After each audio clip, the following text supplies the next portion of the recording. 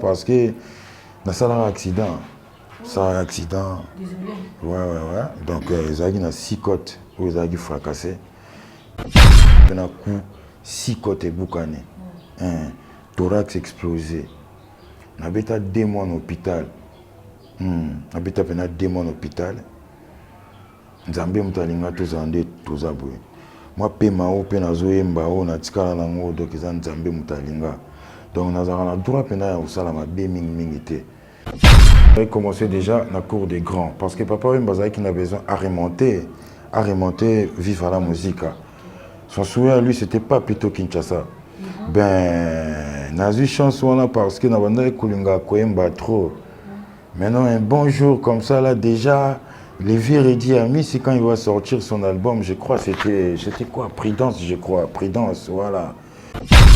Fifi na la lita butu ya lelo Matoi sinzili libanda pona koyoka soki okoya nakona ngai komi donc yuta bimara les mêmes jours ngana komo yembango c'était un peu étonnant pour la vie bailo alors alobaka na ngai un jour tokutana na vivre la musique tokoyemba na ye et une occasion wana tango papa intégré na vivre la musique maintenant quand tokomi Paris donc à part Vienna, papa wemba mango koto papa repose en paix koto zali biso ba soda no to ali ba marine tiblo cri de papa to ali tozo défendre à part hier c'était plus vebailo soki yo tende la monanga e komara neti phrase tonda mba fotiebele on retrouver voilà na zawana on retrouver vebailo canto on retrouver libérateur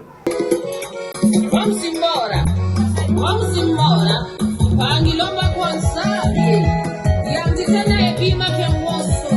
Epangiambe. Lufufamu. Wale bisola. Vamos embora. Vamos.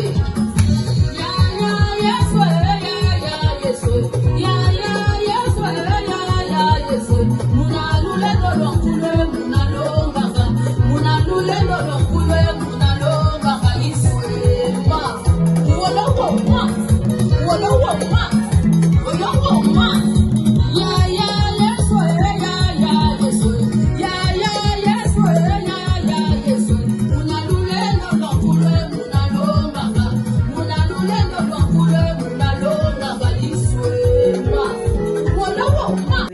Produit na biso otosalelaka ongam kopia na selaka oyo eza oil elongi oyo eza oil ya nzoto oyo eza bapatch oyo kokola yango ekotia couleur uniforme partout toza na bacrème oyo etretaka batache ya maboko baacne babouton soza na ngo traité lèvres na yo ekoma rose toza na basavon toza na balotion. Coucou les gens, coucou ma communauté, je suis Barizi Baza devant vous. Je vous prie de voter massivement l'émission Vérité Plus Plus sur Nzonzinga Award. Je suis nominé dans la catégorie meilleure émission découverte. Alors je vous prie très massivement de voter massivement émission Vérité Plus Plus de votre humble serviteur Barizi Baza. Comment voter? Il y a un lien, on a cliquez et on met bino place où vous voter, mais à condition que vous avez un compte Gmail, soit aucune page Facebook Nzonzinga Award, ou on a un lien likolo, ou cliquez dans le lien on a et comme maillot, ou mon émission dans la Vérité Plus Plus. Je vous aime, Barizi Baza. Bisous. Votez très massivement. Le vôtre, Barizi. Bonjour, bonsoir, ça dépend l'heure à laquelle vous êtes en train de nous capter. C'est bien évidemment votre humble savante Elodie Nyandeker, Star. Bonjour à toutes les internautes de Exemple Télévision, Exemple TV, une chaîne, une exemple, une chaîne, une qualité, une chaîne, une exemple réel, une bonne éducation. Je suis votre présentatrice aujourd'hui dans cette tranche d'émission. C'est aujourd'hui avec moi qu'on va plus parler. On va parler de l'artiste musicien évolue au sein du groupe Viva la Musique, qui était en Europe, qui a fait sa vie. Et aujourd'hui, on est encore avec lui à Kinshasa. On va parler de lui, on va plus découvrir qui il est, qu'est-ce qu'il fait, il a fait quoi, Donc, top panzalissa, tout décortiqué en haut. Et je dis un grand merci à le superviseur de cette chaîne, Marizy Banza, donc un patron, un collègue. Donc, merci pour cette opportunité. Donc, vous avez habitude déjà parce que moi et vous allez commencer à prendre des informations à travers moi. Donc je vous dis déjà un grand merci et bonne année partout où vous êtes dans le monde. Donc merci beaucoup à le bon Dieu qui nous a gardés, qui nous a encore prêté vie pour que nous ayons pour que tu aies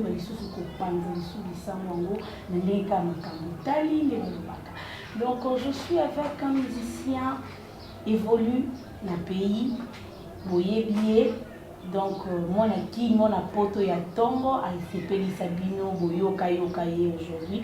On est avec Christian Lema, où aujourd'hui on va parler de lui, de son parcours et surtout de Mama Soso, tiré dans l'album Coupe du Monde de la femme.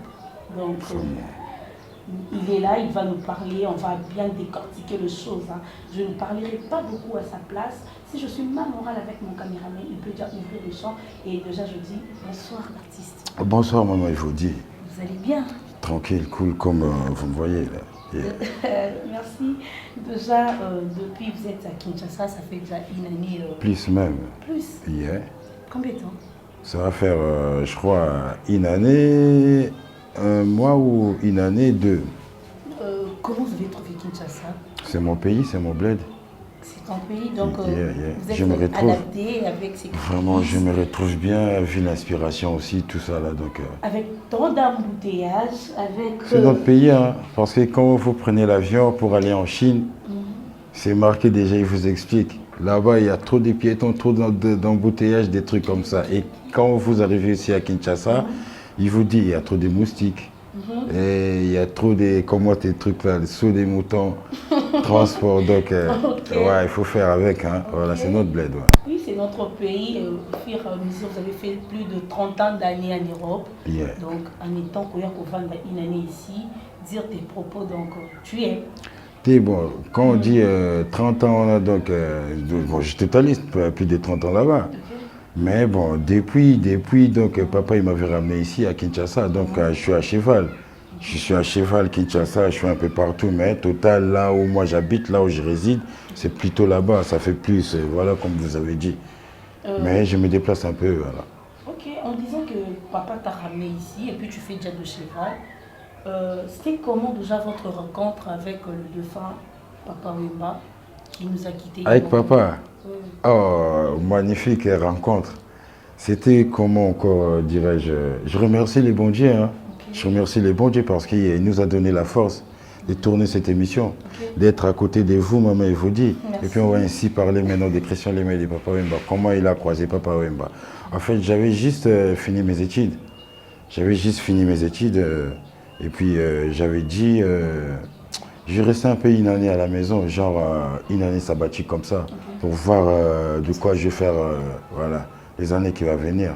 Ben, dans ces moments-là, c'est Papa Wemba qui va rentrer dans ma vie. En fait, j'ai chanté déjà dans des petits groupes de la Belgique. Ouais, quand on avait notre groupe, c'était Pro Musica. J'ai défilé chez mon vieux Claude Moussaï, FGBM. On était avec mon président Richard Moukena Kijisali, mon vieux Anaconda Didier Kijisali, il y avait Choula, il y avait au moins beaucoup de monde, on avait notre groupe en fait. Et puis il y a Papa Wemba qui va rentrer dans ma vie. Et bon, je me suis décidé, je me suis dit, bon, j'aime faire la musique. Ici en Europe, c'est bien parce qu'il n'a même mis trop rempli. J'ai dit, ouais.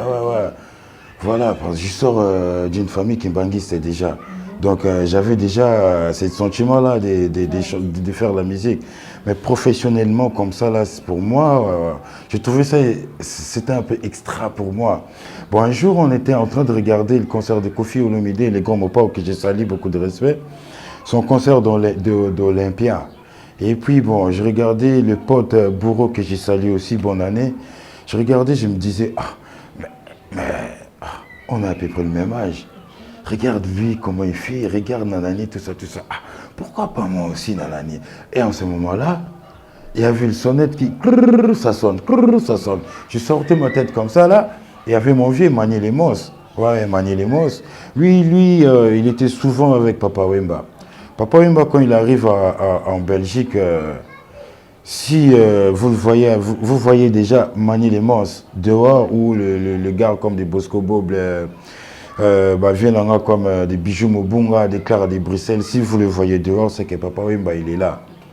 Et puis ces jours-là, quand je vais sortir ma tête comme ça dehors, je vois Manuel Lemos, il me dit, ah, ouvre-moi, je lui ouvre la porte. Voilà, il va monter. Il me dit, Christian, c'était les jours qu'on regardait les trucs de l'Olympia. Il me dit, Christian, bon, si effectivement, vraiment, t'es un soldat, on le saura aujourd'hui, parce que je suis avec Papa Wemba en bas. Moi, je dis, quoi? Je sors ma tête, je vois, tout le nom que je viens de te citer là. Tous les gars là, ils étaient dehors. Je précipite en bas là, pieds nus, comme ça, là, c'était pendant l'hiver. Je regarde comme ça, je vois Papa Wemba. Je remonte, je m'habille vite fait là. Et puis c'est là que c'était parti avec papa.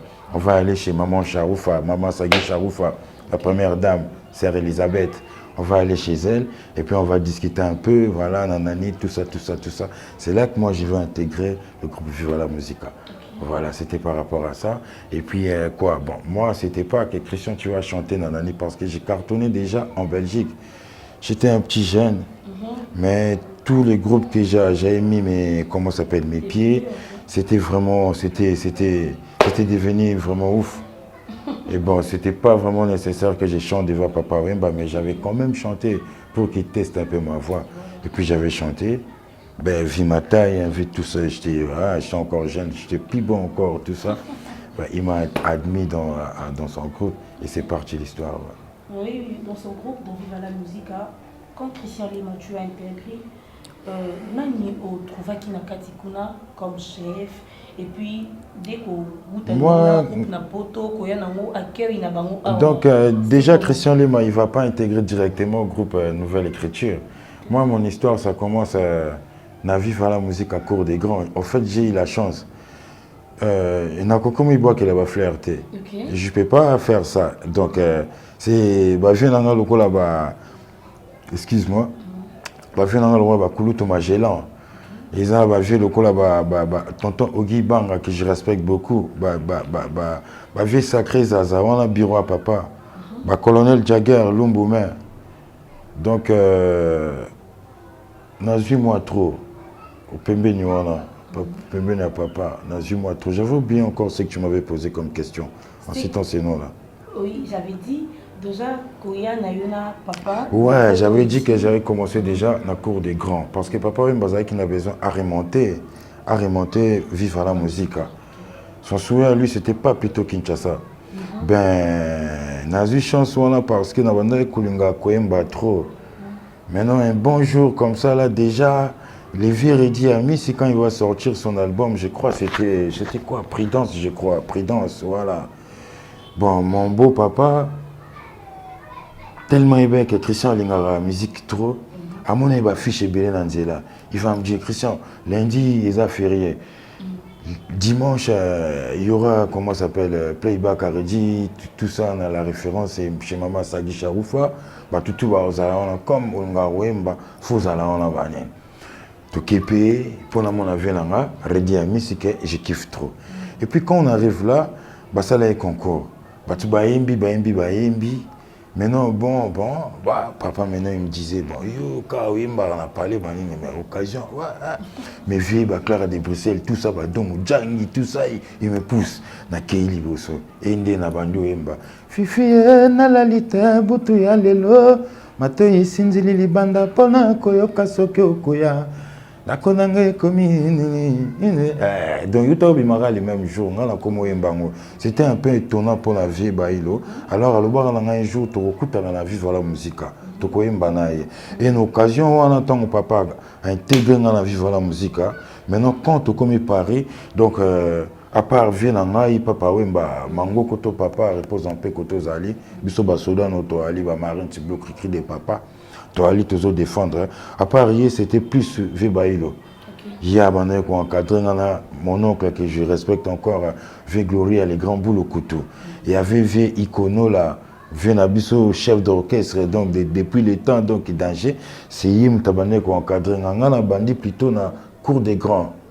Et puis je vais avoir la chance que non, formation, les gars, qui tellement trop qu'on a la formation. Et puis je vais débarquer maintenant dans la nouvelle écriture d'abord. Parce qu'il y a eu une fissure, oui, comment la nouvelle écriture. Donc tout ça, la nouvelle écriture. J'ai commencé avec l'album Nabamba Vienanga na Kutaki, la nouvelle écriture, donc le rôle la Vienanga na Bendoson, le rôle la Vienanga Bokis Bompema, le rôle la Al Pacino Boulantulo, donc le rôle la Ramazani, Pompom Miyake, Christian Lanzenze, c'était qui encore libérateur, il pose les grands bâtis reposent en paix. C'était, je crois, Zimbabwe, et puis Coco Maria, Mimi Chimfundu, ouais, Basser Nabiso, quoi, Nyota, Chantal Nyota, Yamoga, donc, Ngazaragi plus secteur, Rwanda, de la Kotagi Group. Tobeti Fulangenge, Tobeti Zenith Aliboso, et puis on va débarquer maintenant ici à Kinshasa pour faire la promo. Je suis arrivé ici pour faire juste 2 mois en papa, comme c'était convenu avec ma maman Elissa, Atika Bisope, maman repose en paix, Koto Ali. Ma yaya Moïsette Lema, grâce à Dinanga, tout serait toujours ceinture, la famille c'est la famille. Et puis il y a aussi Lema, salutation à maman Kenda, donc maman elle avait accepté qu'elle a intégré Viva la musique. Après ça, on a beaucoup à papa et on a débarqué ce qu'on a à Kinshasa. Et puis on arrive ici à Kinshasa avec Fulangenge, donc c'est la place, comment comprendre. Oh, voilà, parce que je ne savais pas c'était qui, c'était quoi. Donc c'était qui déjà Papa Wemba? C'était dit quoi Papa Wemba? Je ne savais pas. Moi je regardais seulement Papa à la télévision. Papa Wemba, c'était vraiment... J'ai eu la chance d'être à côté. Il y a Moutarana, Mounene, voilà. Maintenant on arrive ici à Kinshasa. Et Fulangenge, je ne pensais pas que ma maman est à la raboue. Biso ma musique to beta ka on a kakanetska. Oh, ma maman tu as Fulangenge, on a connu vraiment grave succès. Fulangenge mati biso. La Fulangenge nde sikoyo et on a robot album mo comme on a la haine. Et c'est na kacha la haine parce que na Fulangenge, j'avais juste eu la chance il y a aussi la cœur. Parce que na album album nene lokola Papa Wemba. Album nene lokola Fulangenge wana. Il fallait des chanteurs. Il a fallu vraiment des chanteurs parce que les gens, beaucoup de gens, bah, ils vraiment Christian Lema, vraiment trop trotté. N'a habité la génération où je vous dis, je ne sais pas. En fait, Christian Lema, maintenant, Papa Wemba attesta qui est déjà l'album, il y a Modogodjan francophone comme intégration. Le fait bailler le camp dans le mouvement, on a attesté un album, il y a Étoile. Car on a 4 albums, on a 4 Viva la musique. L'album, il y avait baillé le canto.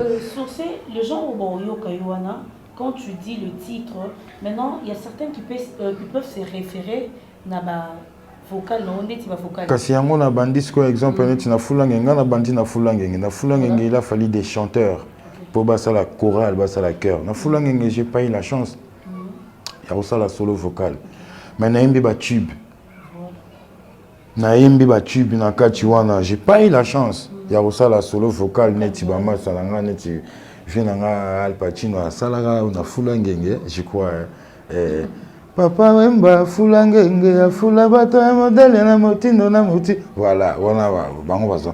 Ngana Fulangenge, j'ai eu la chance ya koloba. Ah, Juju Mwanga Henri Magie, oebisa riva menga na loba kana koimba na papa. Et puis je vais chanter des chansons comme phrase. Soki yo tendela monanga ekomara neti phrase tonda mba fotiebele. On retrouve Vananga Zawana, on retrouve Vebaï le canto, on retrouve Libérateur. Tout ça 3. Bon, en tout cas, on a dit que on a dit Kenda. Ayango moa aye choisir kana choisir le combeta mangombo tambo la kadinyo tekao tambe kola jela. Donc nazana kachiwana. Nazana banzimbo wana chokoningana. Moningana ngae tika kosala nga bongo kofinga nga ezali mabe nazana kachiwana. En fait on a défilé un peu papa il m'avait utilisé comme un choriste na kati album voilà comme nazara qui vraiment penza na na ba réperté et c'est là quand on pesa biso ko album mo comme lango à la une.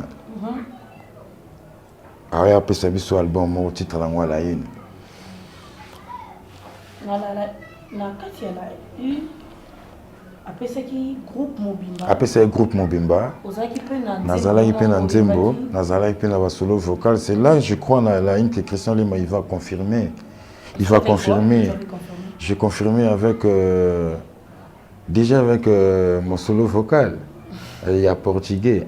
Mandola bella mi amore. Mandola bella mi amore, minha querida do coração. Eu gosto muito na minha vida, Chocho Boquito. Eu gosto muito na minha vida, Juju Yamwanga. Eu gosto muito na minha vida, eu senhora maravilhosa. A confirmer na wana, eu confirmer les sous na nzembo a chef nanga que je salue encore. Mbuta tosha fula nkanda 4 filles. Parce qu'il y a une chance, na yembi banzembo ne trop na kacha mouvement.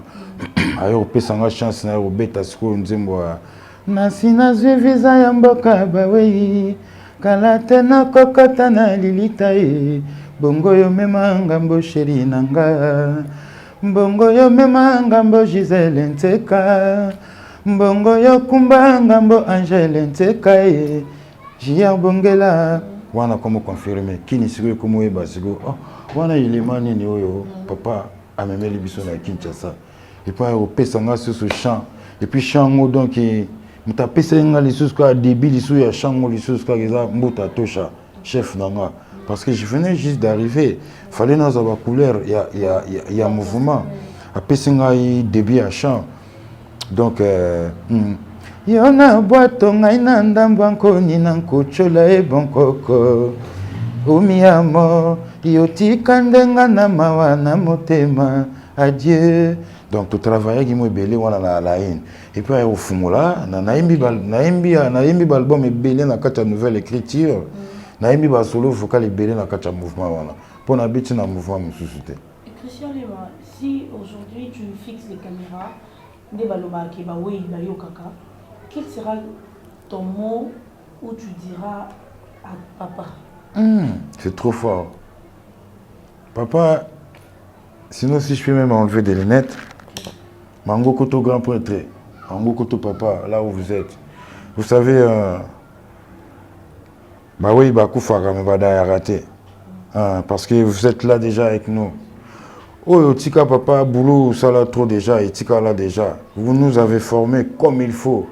Sa Majesté, Christian Lema, les marines, Tiblu, Cricri de papa, vous représente comme il faut, comme il se doit, valablement.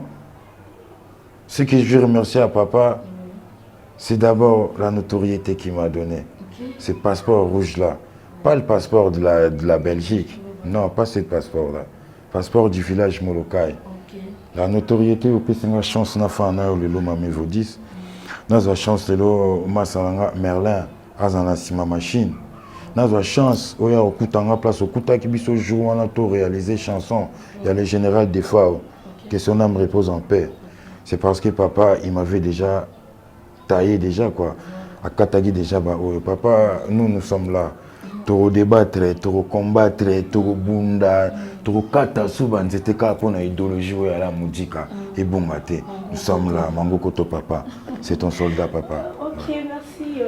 Les cas émissions ont évolué, donc abonnez-vous massivement donc. Botika ba commentaire, botika ba like, donc boyebika musala monde sala nga muumbu le bino balanzinga. Christian Lema, tout au long il y a parcours na yo na kati ya Viva la Musica et puis jusqu'à ce que ça qui juste mort de Moutekabola qui on a papa ou soit tu avais déjà pris des décisions. Non, moi j'ai toujours été avec papa sauf biso na Viva la Musica. Tu as une formation, mususu eza université. Awa izala imakamba uniforme à blé blanté. Université libre de la musique. Donc à part je crois papa na biso Luambo Makiadi. On a opé ça chance. Papa Joski Yemba, papa Madilu Yemba, papa Ntessa d'Alliance Yemba. Je crois que c'était c'est l'orchestre. Pour l'orchestre, M. Bandor Zelango va conflit en dessous de Panzani. Mais papa Wemba, c'était le seul patron. Moi, je ne l'appelle pas patron, c'est vraiment un papa.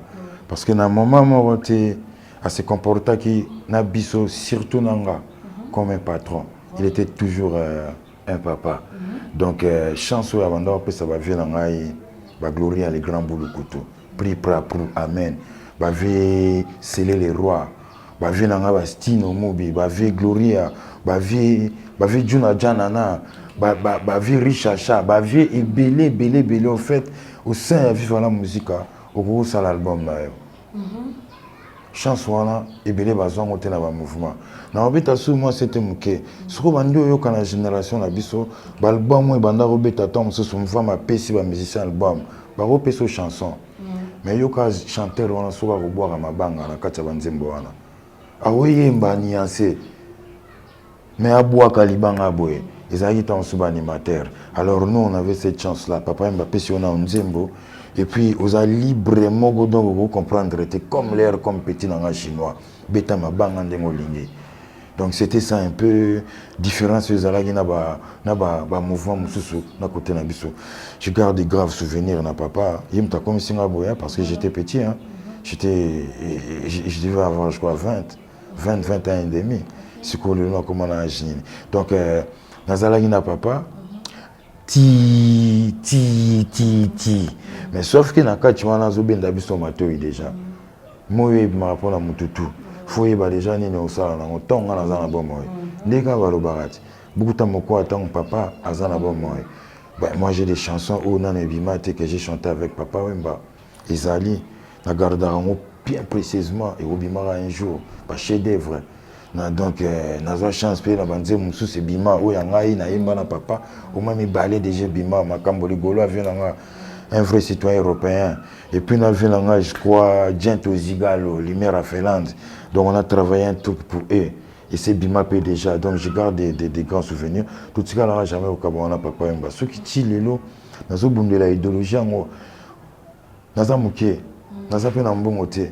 Moi, mouké, tout ça, mais ceux qui toujours l'ingato comme papa, Mba, na mire. Vous comprenez?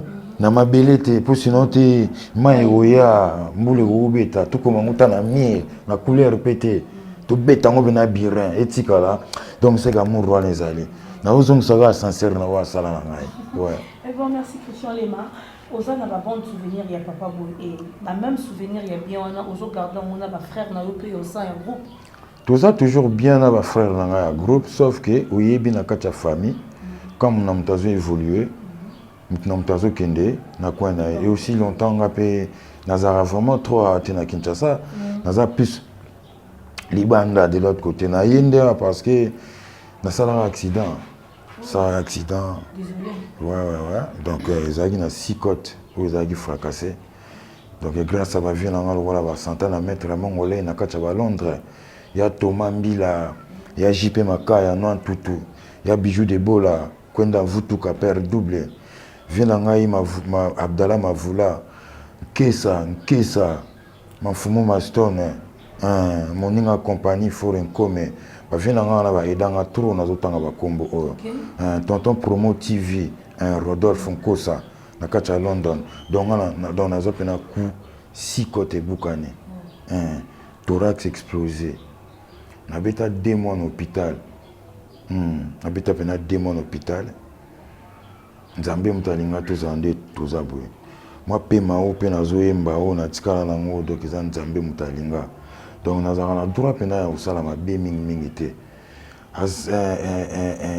papa finara mbuma na sincère ematinga so na numéro 1 2 3 ti tokomi place ofale tokoma so ngabe funa zongisa sincère nozongisa ngo pa nani pa ba villageois funa sala kama bien d'abord pa nzambe et pas la bino et puis dans ça la boulot na ngai et ça la toujours bien toujours mango koto grand prêtre tous en na nzoto na na molimo parce que vous savez être papa Wemba c'est pas seulement avoir sa voix.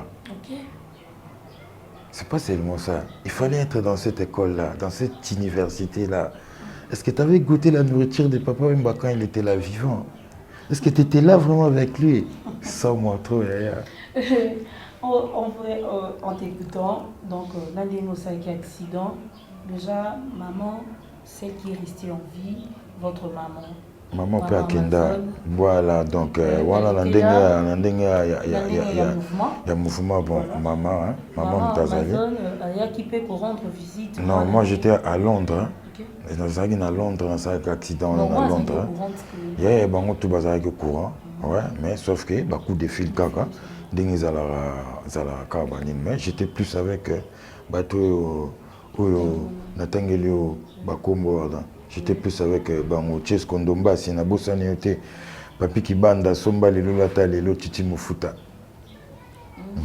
Et maintenant album Mama Soso single tiré Nayaki bina mobimba na Kinshasa, c'était prévu que na fia kula na couloir Madiakoko. Voilà, donc na cadre de reconnaissance on a quand ndenge zoloba ezalaki pena na ba vila na ba Zimbabwe ba vila na Kadusa na fia kula pena na couloir Madiakoko. Donc Christian Leman nga beng ça va venir ba pompomi yaki ba bendo son ba ngoto to ngeto zala wana poto sola masolo mais quand on a commis 3-4 jours après quand on a fait un confinement. Donc il n'y avait plus moyen de se réunir. Donc il y avait pas plus de 20 personnes en année. Donc je suis évident. Donc moi je suis pas pour nous manquer de tickets, pas pour nous manquer de candidater. Nous avons fait fanda. Mais il y a un cadre de refoulement. Bon, muta mukanda pena beti na yemu tute kuna aibi na ete vu na rabo kechua ya mbo commandé so pa benganye pour refouler nani te na aibi pena na boule pena ya boulot tellement ngo pena beno na sala accident il faut na fana na pays mo boza trop chaud na fana ki trop na Maroc pa petit na Moïse nsali cardinal na fana ki trop kuna mais essayer non te na moni te na mboka na Congo na ya bna Kisasa et puis bon na loka sous la motomoni fleuve ya loin te na sima ya fleuve du Congo inspiration li sous ya wana kembisa li sous boulot pourtant on a ozonga to banda ba tourner na ba petit na nga to sali na bango masolo pour j'ai quoi kende sou bien. OK. Déjà Christian Lema donc faut te décortiquer vraiment au épisode album tout consommer déjà c'est quoi le préparatif le projet pour déjà single Mama Soso et puis donc on a un album en fait où ils ont déjà pratiquement fini tout le bas. À 80% même à 90% c'est déjà fini. Bon. Hier tout ça qui peine makamusu na mutu. Lelo pe ndenge vie ezokende. To komi suspend na makamusu en fait mutu fa kola. Yes. Moi je sors d'une famille qui s'appelle Vivre la musique donc tout le baté. La bilamba to le benonga toujours. Donc to bossa na ngote. Mais sauf qu'à l'heure qu'il est photo banda au moins ko mekaoté un peu. Musa na biso ngwana. Ben nazaki na album comme lango Coupe du monde de la SAP au batu tout ya biso ba ozela. Mais sauf que on a décidé un peu na bureau nanga. Bon, et 5 ans, il faut aller na France 24 pour nous cette information. Donc à partir ils vous disent déjà donc il y a des exclusivités à Maloba ou na Zoloba. Voilà. Donc on a changé le nom d'album. Donc pas soudain, na autre pétrole solo hier ils ont kindeng mususu le penandeng ezokende tozokende, j'ai pas changé. Hier c'était Coupe du monde de la SAP. Mais on a modifié les noms, to pesango maintenant comme les bâtisseurs. Les bâtisseurs. Donc, Coupe du monde de la SAP est comme titre dans Katia, les bâtisseurs. Je ne sais pas si je me suis bien fait comprendre. Ok, pas compris. Ok. Donc, titre Oyo, il y a Masoso, et Zalaki na Katia album, il y a Coupe du monde de la SAP, dont il est déjà presque fini. Voilà. Donc, Boiragi Mouchard, on a bien un Mouchard, Akenda Yokolanzela, Talana, Dikapa Osa Nini. Sheta osa nini, Ericha osa nini, nani bina filo osa nini, Kabosa osa la nini, venanga miyake pompon, roi Pelé, moi tayan vous, osa nini, mouchareke, mouni makambo, bachage caméra, aye, apesi, maramnyo surtout, compte rendu. Yango sengisko que non faut, on a vissé ce qu'on bien pour y tenir, et que simba ma penata les bâtisseurs et obima. Dans la tenue les bâtisseurs, on a bleu. Pourquoi on choisir un style vestimentaire on a les bâtisseurs? Vous savez, il y a un bibiso aux abana papa wemba. Bana la musique, excusez, bana la musique.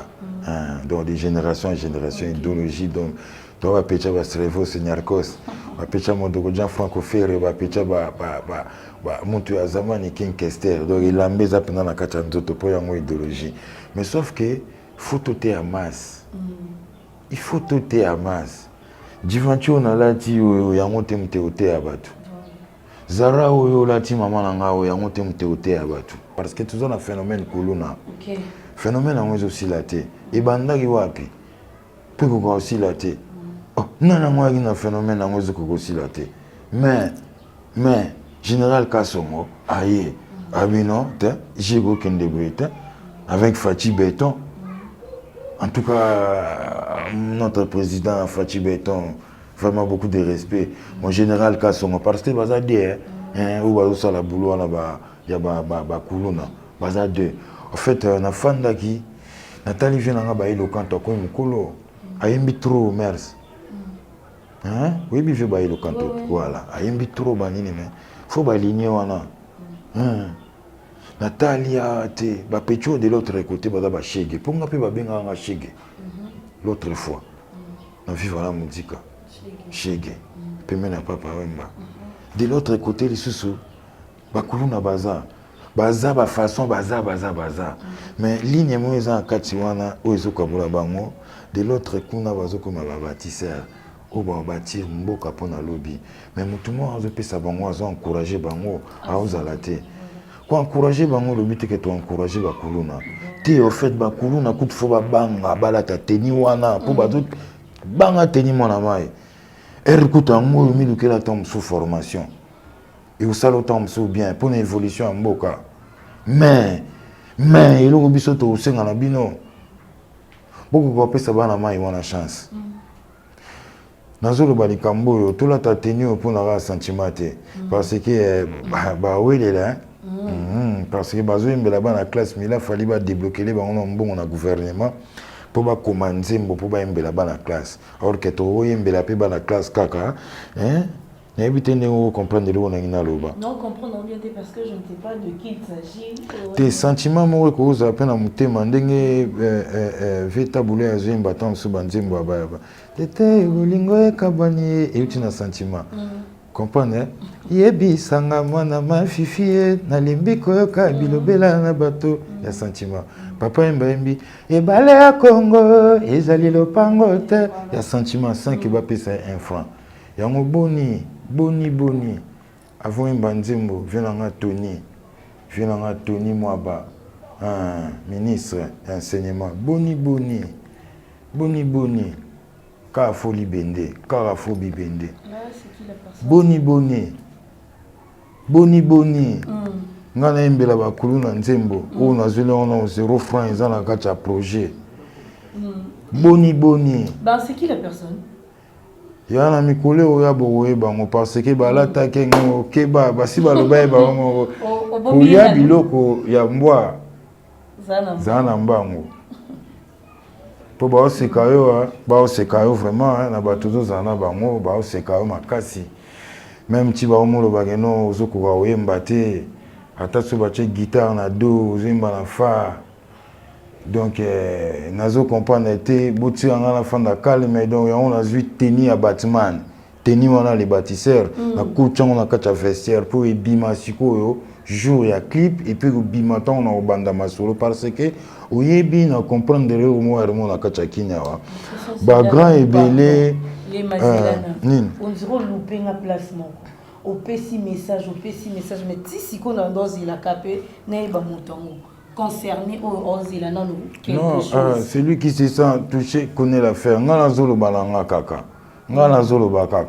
na yo constater le mot boye oyebi photo tika ba système wana il y a des vedettes en herbe au baza ba grand dans baza na boulot na nzoto ba l'équipe ba biso yo ba l'équipe belé au ba bima sauf que beaucoup sont appelés mais peu sont élus vous comprendrez voilà donc oyebi batikaka koyiba ba boule ya batu voilà batikaka so azelo kono hein il faut reconnaître kuna geno azwa ki borna à reconnaître pe kuna pour ino on a constaté na kacha mboka na biso batu belé mitu edoki Ah, mon pasteur Denis Lessi.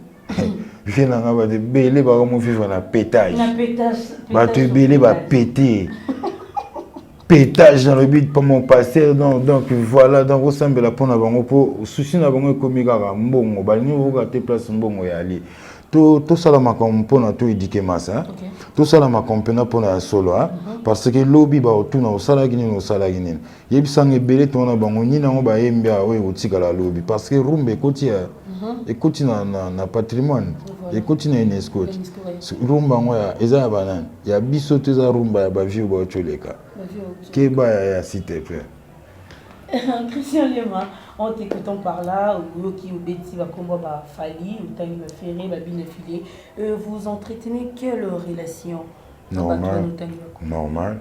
Comme, vous voyez pas, je suis en bleu là. Marines blue. Couleur rouge, moi le balai. Ils ont rappé. Voilà. Bravo. Mais, non, mais après tout, ma question est une réponse. Merci donc, ils ont bleu. Nana on tapé. Nana on tapé. Donc on a pas combat là tout le temps qui sont qui tombent sur ma masse, sur tout bas confrère, sur tombent sur l'ingane au tangate. Voilà, donc parce que je suis bien avec tout le monde, peut-être tout le monde en a tes mains. Je les aime parce qu'ils vont défendre vraiment le drapeau à Mboka bien comme il faut. Okay. Ouais. Album Nebiso, vous avez featuring. Il y a des featuring, hein? Il y a vraiment des featuring. Ce sont plus des artistes. Na Oumeli parce qu'il y a des baboulots dans ça là déjà. Oumela maintenant n'est bimaté.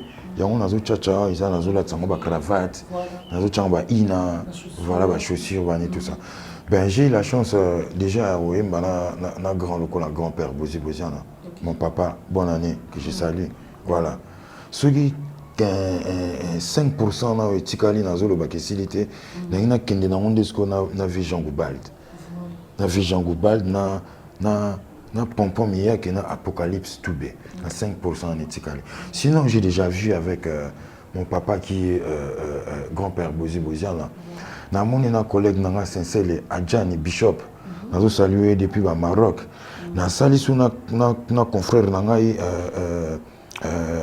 Guy Laroche. Guy Laroche pe yé pas en la kachama solo. Et puis na masalanga Seleo tata mapasa à intervenir na kachiwana.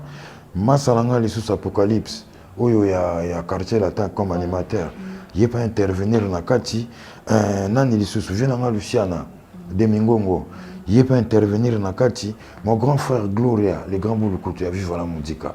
Il pas na kati wana donc nazana Burkina Faso comme soliste na kati wana nazana Santana Maître Mongo là Santana Maître Mongo Santana Maître Mongo salut papa my dad. Bah, salutation à Nina Kabesa. Na pesa Smokey na pesa Bambote depuis London. Donc nazana moi batu belé na kachuana donc on a kini awa na vie Adamo ekula. Je nanga Adamo ekula donc na tikali na boulot na vie Adamo na tikali na boulot na vie nanga s'il va me permettre parce que te solo ne likolo. Voilà. Donc itikali yé Vision Goubald yé et puis Pompomiyake na Apocalypse Toubé. Passer l'auto, c'est aussi ça déjà, va boulot déjà, boulot à Jimmy Bofo ça. Ok, maintenant, officiellement, clip, tous les langues, quand? Bon, bientôt, d'ici là, parce que l'homme propose, c'est Dieu qui dispose. Non, parce que moi, c'est Bazo Liango déjà. Moi, c'est Bazo Liango. Dans un livre d'or, Bazo Liango. Si on aura la chance, comme c'est la première fois qu'il y a les cas na site Nabino, peut-être ceux qui vont beaucoup diffuser, paye-moi Babilo, Kowe, Anga Mike. Autant Msuba, Mona, Kana Msuba, Mona, Raté, Bakomo, à travers le site Nabino. Au moins, on va boulot que ça m'allait. Et maintenant, ceux qui ont ça, téléchargeant tes contacts, tes plateformes. Donc, vous allez directement au Amazon, au Koutanga, Christian Lema, t'as tapé Christian Lema. So betika Christian Lema okuta nyonso Christian Lema salo okuta Buckingham Palace ezano okuta il est temps azano okuta maso safandi wana ende siko to préparer pour les bâtisseurs aya les bâtisseurs to bongsela nzela parce que quand on dit na ocholoba on n'a plus le temps hein voilà mvata aller parce que coupe du monde de la sape maman na nzembo na embeli ba saper idéologie pena vie modoko Jean Franco Ferré na cerveau seigneur Kos na chapeau mo le nkuru yaka voilà donc wana out kolobati mais après ndesiko éducation hein éducation mteza na kati yango nazo sala malé comme je pas vraiment du producteur na bundaka ngamoko na bayo ya ngai lokola ba Gisèle Ntseka lokola tonton Gibanga lokola Renzo Koli Mongeme tonton Yalala Lomanko na ba Londres Junior Molenge David Kundilele bango ba bachanga maboko donc molo tozo kende na otika bino boete na otika boete pour un mois le gâté pour tous na matanga ya Sénéchal tous na matanga ya Mongali bon vérifade lopimpo tokunda ki elobi oyazana no libanda donc vient biso Sénéchal nanu tokundi été donc na monde na biso pe artiste ndenge za recommandé par via Dieu Salemba na équipe na enyo surtout donc tout peut malon calme tokunda vie tokunda yaya soka tokundi yaya après tozongeli mbala moko ba activité na biso ndenge ezala sur les mawana eza opinion na oza ba avant dernière question pour to chiter na biso na émission na biso na ndenge komi kokoma on dirait fardeau moko gouvernement a mis sur les artistes que chaque de ces artistes il faut nanu gouvernement bimisambongo il faut nanu ba association mo kingani et ça la ba cotisation pour donc questionne bien si ça autant questionne bien pour ton net vidéo émission question autant monsieur Linguet vraiment si ça déjà philosophie à Christian Linguet sur ces points là tu trouves ça il faut appuyer tout il faut tout arrêter na hémorragie. Bon, pour être direct, moi je crois qu'il faut mais comme qu'il arrêter l'hémorragie. Bon, pour l'arrêter, c'est comment pour n'angai opinion yanga la pesa. Parce que baluba benga mwana kombo na. Vous savez, les noms en France, ton aux États-Unis wana. Na lobit na éviter ceux qui artistes nous surtout soit kufi lelo. Il faut que tombe sous ça sème tout il faut que le gouvernement ya mboka na fait kundae. Nous, on a vu ici avant, papa a kende. Tout le monde a dit qu'il élevé, on a vraiment boyé. Ok. Après ça, il a mérite. Voilà. Mais, titre, après ça, je crois, on a un peu de donc, exact que nous laissons tous les lots sur Koufi. Il faut qu'il n'ait pas de coco. Déjà, on a un PC dans combien? Déjà mboka nini oyo kendaki oyo si on a ki bazui ba penaki no lora ba papa wemba batambola wana ba si on a pona okoko ba si on a na drapeau pona oteka drapeau à Congo ba si ba sala nzela lora ba vina biso ba Sénéchal ba défort ba si ba sali déjà nzela ata au fait a même drapeau à Congo partout bon et c'est un Christian le mana tamboli déjà SR mo marqué wana tout le bateau tout sur la vérité il y a ta question za yo la réponse est ça. Est-ce que le boulot va vivre en Abassali? Est-ce que le biso tout ça déjà? Est-ce que mon peut tous en a droit pénagé non soupe au Zulu Nicolo faut que les gars coller la vie à Dieu Salim va débloquer bambongo yaya. Moi je crois que tous en a famille. Vous savez ça fait et ça la honte makasi. Et ça sonne makasi. Je crois qu'il y aura d'autres musiciens ou artistes belés autant sous les lots sur la koufi so ba meki o sele ka démarche on a sima arola muka arolo tata musu batu musu bandoto arrêter fallait pas yaya tout ça quand même na notoriété na biso tout ça ma fierté na biso batu nous avons nos familles nous avons nos amis nous avons aussi comment s'appelle relation. Ou exactement que non on a quitté à niveau là. Donc en quelque sorte selon toi c'est ridiculiser la famille. Non, faut pas bâtir système là, faut pas parce que Sénéchal c'est normal. C'est normal parce que Azab Balour ya kacha Congo. Donc là je rentre pas vraiment dedans parce que plus souhait aller kaka cornae et comme à la Kinshasa. Ata il fallait où mais la 2 ans pour le rôle à papa Chichi où mais là ata ce qui inanimé souhait na biso salaire nini corps à papa, il y avait un abysso sénéchalé et comme toujours un king. Et c'est comme dire, un king, je crois, le 23 au Kundae, le 24. Mais il y avait au Batikale, il y avait Masso Batikale. Il y a, s'il te plaît, vous dites sur les missions, ma collègue, Moussoussou, Yibisa Bamoboye. Baluka, Basala assurance vie na bango. Assurance vie ezalaka na pototé. Parce que les leçons on a téléchargé Android, on a qui na bing si bord Amazon ba yo tikela on a Kinshasa, c'est que assurance à vie ezali awa. Veut dire mutadae donc assurance est juillet en charge sans qu'il va nous déranger batou. Facha na ba problème na ministère on a ba problème na ngo mbongo kuteza na ngote. Pani no ino tshaba ngo suba charge à marque wana.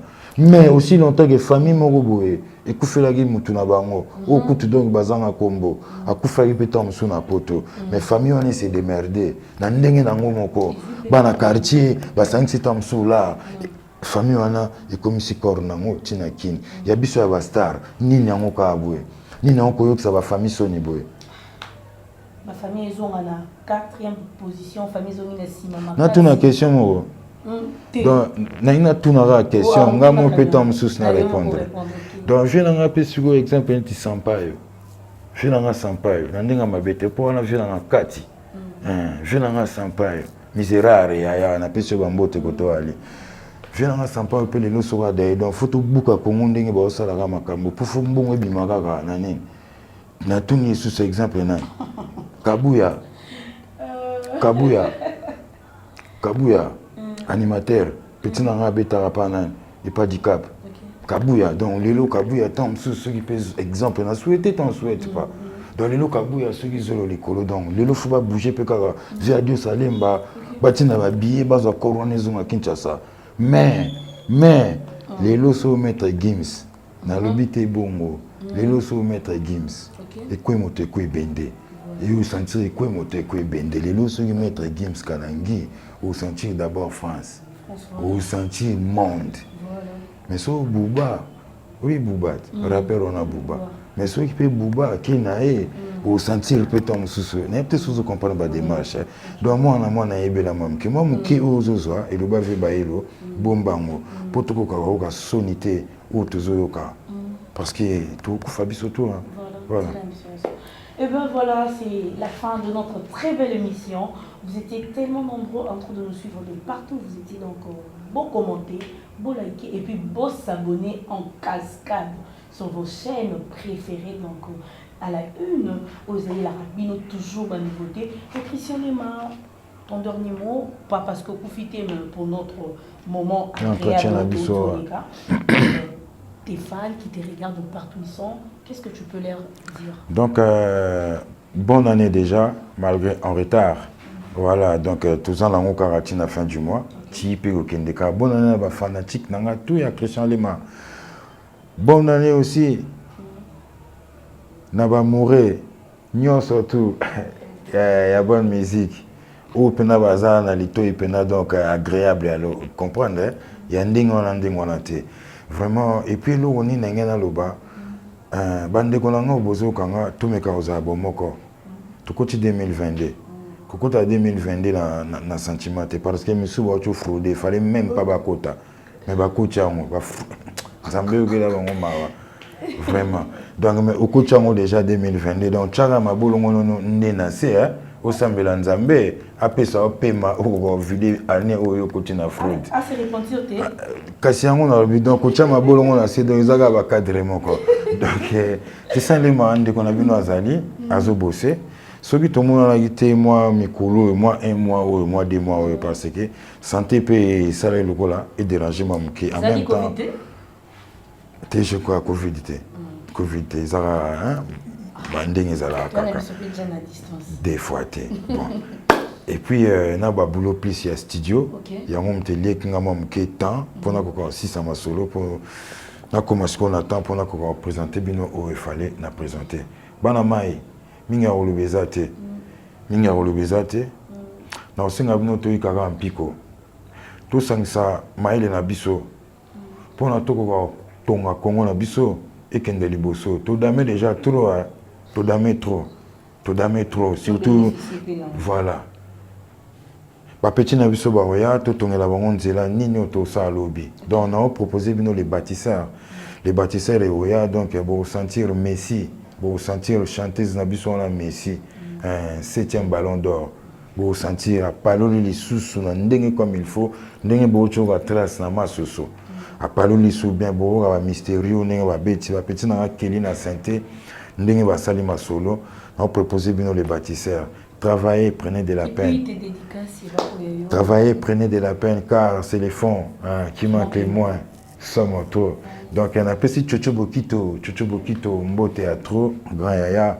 On a petit son excellence Didier Boudimbu, les génies, on a petit Obasalam Koto Ali. On a petit Salissou Soudadi Bola, Bambote, on a petit avion donc, tout ça, donc aussi la on a tangi déjà trop déjà l'émission.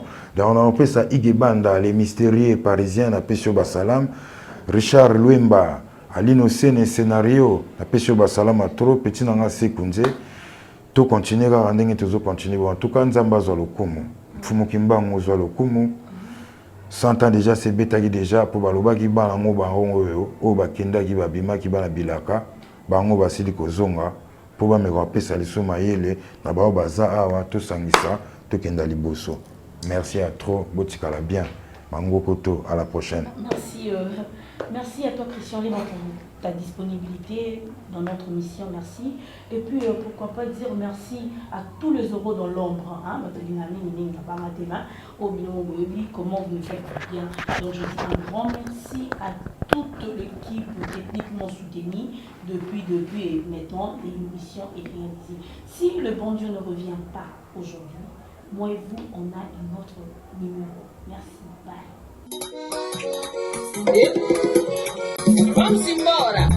Vamos embora. Pangilomba kwanzali. Yanditena ebima kyangoso. Epangyambe. Ufufamu. Wale bisola. Vamos embora. Vamos.